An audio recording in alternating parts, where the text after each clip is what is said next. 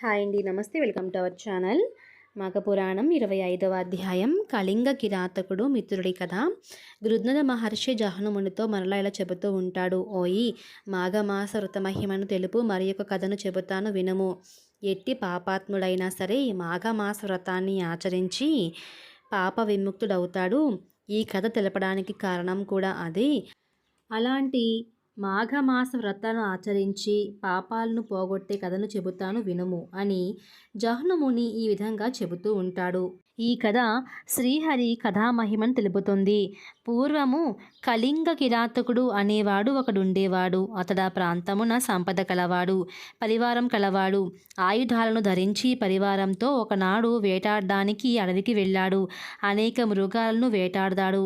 అతడు మృగాలను వెతుకుతూ అడవిలో తిరుగుతూ ఒక విప్రుణ్ణి చూశాడు. అయితే ఆ బ్రాహ్మణుడు నర్మదా నదీ తీరంలో స్నానం చేయాలని చెప్పి బయలుదేరతాడు. మార్గమధ్యంలో ఆయాసంచే ఒక మర్రి చెట్టు నీడలో విశ్రమించి మరలా ప్రయాణం చేస్తూ ఉంటాడు.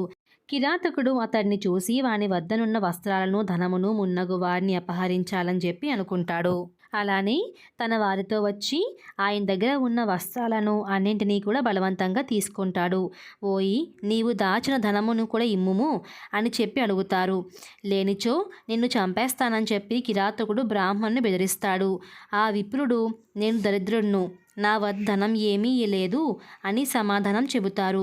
వారి మాటలకు కోపగించిన కిరాతకుడు ఆ బ్రాహ్మణ్ణి ఖడ్గముతో నరికేస్తాడు. ఆ కిరాతకుడు అచట అంతటి మార్గమున ప్రయాణించు వారిని చంపి వారి నగలను, ధనమును దోచుకుంటూ ఉండేవాడు. అతడు క్రమంగా అరణ్య మార్గమునే కాక పట్టణ మార్గంలో కూడా సంచరిస్తూ అక్కడ ఉన్న వారిపైన కూడా దోపిడీలు చేస్తూ, దొంగతనాలను చేస్తూ వారిని కూడా అలా చంపుతూ వస్తూ ఉండేవాడు. అలా వారికి ధనాన్ని ఇంకా సంపాదించాలి అన్న కోరిక విపరీతంగా పెరిగిపోతూ ఉండేది. అట్టి కిరాతనకు బంగారు నగలను చేయువాడొకడు మిత్రుడుగా నుండెను. అయితే అతను కిరాతకుడు, అలాగే క్రూరుడు, వంచనాపరుడు, బంగారపు నగలను చేయుచు దానిలోని బంగారాన్ని అపహరించడివాడు. అలా ఆ బంగారాన్ని వీరిద్దరూ దోచుకొని స్వర్ణకారి వ్యాపారికి ఇచ్చేసేవారు. అక్కడి నుండి డబ్బులు తెచ్చుకునేవారు. వీరికి ఒక శూద్రుడు కూడా మిత్రుడుగా ఉండేవాడు. వాని తల్లి కూడా అలాంటిదే. భర్త మరణించిన తరువాత పిమ్మట ఆమె మరింత స్వేచ్ఛావర్తురాలయ్యింది. ఈ విధంగా ఆ కుటుంబంలో ఆ కుమారుడు, తల్లి ఇద్దరు కూడా కాముకులు, స్వేచ్ఛావర్తనులుగా నుండిరి. వాని తల్లి చీకటిలో కామాంతురాలి అయి తన విటుడు వచ్చిన చోటికి పోయెను. చీకటిగానున్న ఆ ఇంటికి ఆమె వద్దకు రావలసిన విటుడు రాలేదు. అతడు వచ్చునని ఆమె వాని కోసం వేచి ఉంటుంది. ఇక ఆమె కొడుకు కూడా ఒక స్త్రీతో వ్యభిచారం చేస్తూ ఉండేవాడు. ఒకరోజు సమయంలో చీకటిలో ఆమె అనుకొని తల్లితో ఈ విధంగా చేయటం, ఆ తరువాత వెలుగులో ఒకరినొకరు చూసి గుర్తుంచుకొని విచారపడతారు. కొంతకాలానికి మరణించి నరకానికి చేరి శిక్షలు అనుభవిస్తూ ఉంటారు. కుమారుడు మాత్రం నిర్భయంగా నుండెను. పరస్త్రీ వ్యామోహంచే అతడు తన సంపదంతా కూడా పోగొట్టుకుంటాడు. ఇక అలానే కిరాతకుడితో చేరి వాడికి స్నేహితుడవుతాడు. కిరాతకుడు బ్రాహ్మణ్ణి ధనముకై చంపినవాడు. సువర్ణకారుడు నమ్మి ఇచ్చిన నగల్లో బంగారాన్ని దొంగిలించేవాడు. శూద్రుడు తల్లితో వ్యభిచారం చేసేవాడు. ఈ ముగ్గురికిని బ్రాహ్మణ మిత్రుడు ఒకడు కలడు. అతడు వారితో కలిసి వారితో పాటు పాపకార్యాలను చేస్తూ ఉండేవాడు. బ్రాహ్మణుడు అవటం చేత వాడు పౌరోహిత్యాన్ని కూడా చేస్తూ ఉండేవాడు. వీరి కలయికతో మహాపాపములు అని కూడా ఏమీ తెలిసేవి కాదు. పాపములు ఒక చోట చేరినట్లయ్యను. బ్రహ్మజ్ఞాన్ని చంపినవాడు, కళ్ళు తాగువాడు, క్రూరుడు, బంగారాన్ని అపహరించినవాడు, గురుపత్నితో రమించినవాడు, వీరైదుగురును పంచమహాపాతకులు. బ్రాహ్మణుడు కిరాతకుడును పంపగా గ్రామాంతరానికి పోయెను. అతడు ఆ గ్రామమున శ్రోత్రియుడైన బ్రాహ్మణునొకరిని చూస్తాడు. ఆ బ్రాహ్మణుని పేరు వీరవ్రతుడు. అతడు రుద్రాక్షమాలను ధరిస్తాడు. లేడి చర్మము, దర్భలు చేతపట్టి ఉండెను. గోవిందనామాలు పలుకుతూ తీర్థయాత్రలు చేస్తూ ఉండేవాడు. కిరాతమిత్రుడైన బ్రాహ్మణుడు వారికి నమస్కరించెను. బ్రాహ్మణ్యమును కోల్పోయి దీనుడై ఉన్నవారిని చూసి నీవెవరువు, ఎక్కడికి పోతున్నావని చెప్పి అడుగుతాడు. అతడు నేను బ్రాహ్మణుడను, కిరాతుని వద్ద పనిచేయువాడను అని పలికెను. అప్పుడు వీరవ్రతుడు ధ్యానమగ్నుడై ఉండి కళ్ళు తెరిచి ఇలా చెబుతూ ఉంటాడు. ఓయి, నీవు చేసిన సమస్త పాపములను చెప్పెదను వినుము. నీ యజమాని బ్రహ్మహత్య మున్నగు పాపాలను చేసినవాడు, హింసాపరుడు, వానికి బంగారమును దొంగిలించేవాడు మిత్రుడుగా ఉన్నాడు. వారికొక సోదరుడు కూడా మిత్రుడుగా ఉన్నాడు. వాడు తల్లితో రమింపచేసినవాడు. ఇట్లా పంచమహాపాతకములను చేసిన వారితో తిరిగి నీ బ్రహ్మతేజమును నీవు కోల్పోయావు అని చెబుతాడు. పాపాత్ములతో మాట్లాడినను, వారిని చూసినను తాకినను వాడును వారి వలె పాపాత్ముడవుతాడు. అట్టి వారితో మాట్లాడలేక తప్పనిసరిగా ఆయనను దర్భను చేతపట్టి మాట్లాడవలెను. అలా చేసిన పాపములు అంటవు. నీ వట్టి పాపాత్ముల సాంగత్యముచే బ్రహ్మత్వమును పోగొట్టుకొని పాపివయ్యావు అని నీవు నాతో మాట్లాడరాదు అని చెబుతాడు.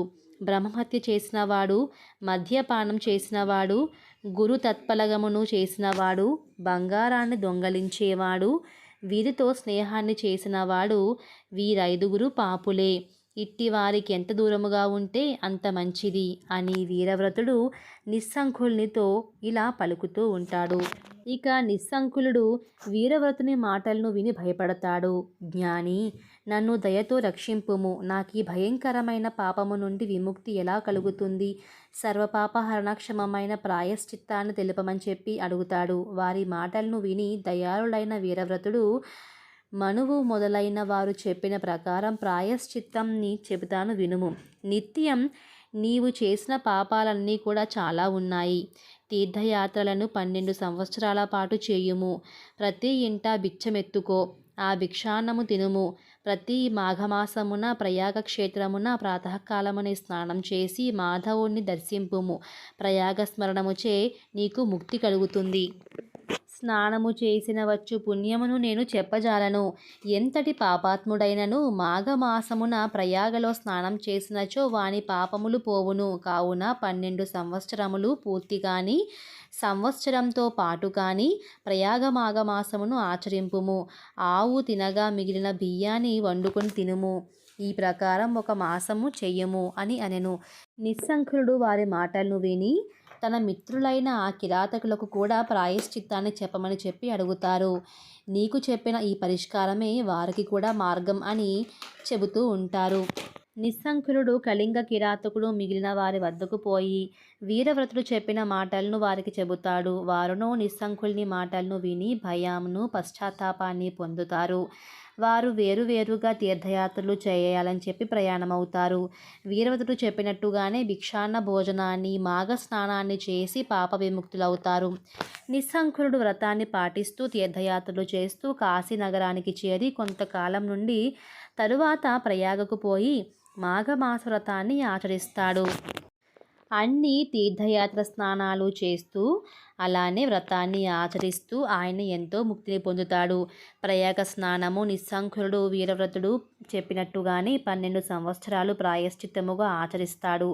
పాప విముక్తుడై వీరవ్రతుని వెతుకుతూ నైమిసారణ్యానికి పోయి వీరవ్రతునకు నమస్కరించి ఇలా పలికెను. వీరవ్రతుడు నమస్కరించిన నిస్సంకుల్ని లేవనెత్తెను. ప్రేమతో కుశలాన్ని అడుగుతాడు. 2 గడియలు ఆలోచించి ఇలా అంటారు. ఓయి, నీ పాపమంతయు పోయింది. ప్రయాగ స్నానంచే దుష్ట సాంగత్య జనిత దోషము కూడా పోయింది. నీవిప్పుడు బ్రహ్మ తేజస్సుతో అలానే ఈ 3 దినములు కూడా నీవు నిరాహారముగా ఉండుము. నీవు ఇంకా పవిత్రుడు అవుతావని చెబుతారు. నిస్సంకుల్నిచే మంత్రజలమున స్నానము 3 దినాలు చేస్తాడు. ఇక నిస్సంకులుడు వీరవ్రతుడు చెప్పినట్టు నిరాహారుడై ఉంటాడు. వీరవ్రతుడు నిస్సంకులకు ఇలా ఉపదేశిస్తాడు. ఓయి, నిరంతరం సంతోషంగా నుండుము. వేద మార్గమును అతిక్రమింపకము. శాస్త్రమును అనుసరించి కార్యములను ఆచరించుము. వివాహము చేసుకొని గృహస్థ ధర్మమును ఆచరింపుము. ప్రాణహింసను మానుము. సనాతన ధర్మాన్ని పాటింపుము. సజ్జనులను సేవింపుము. సంధ్యావందనము మున్నగు నిత్యకర్మలన్నీ కూడా మానొద్దు అని ఆయన చెబుతూ ఉంటారు. ఇక వీరవ్రతుడు చెప్పినట్టుగానే ఈయన అన్ని కార్యక్రమాలను కూడా ధర్మబద్ధంగా నిర్వహిస్తూ ఉంటాడు. అలానే శివుడిని పూజిస్తాడు. తులసి దళాలతో లక్ష్మీనారాయణులను పూజిస్తూ ఉంటాడు. ఇక నిస్సంకులుడు వీరవ్రతుని యొక్క పాదాలకు నమస్కరిస్తాడు. గురువు అనుమతినంది మరలా కాశీనగరానికి పోతాడు. గృహస్థాశ్రమను స్వీకరించి వీరవ్రతుడు చెప్పిన ధర్మాలను పాటిస్తాడు. మాఘ స్నానమును ప్రతి సంవత్సరం చేస్తుంటాడు. అనేక భోగములను పుత్ర పౌత్రులను పొంది సుఖముగా ఉంటాడు. తరువాత మరణించి ముక్తిని పొందెను. సర్వేజన సుఖినో భవంతు. 25వ అధ్యాయం సమాప్తం. ఈ వీడియో నచ్చితే లైక్ చేసి తెలియని వారందరికీ షేర్ చేయండి. అలానే రాబోయే అధ్యాయాల కోసం మన ఛానల్ని సబ్స్క్రైబ్ చేసుకోండి.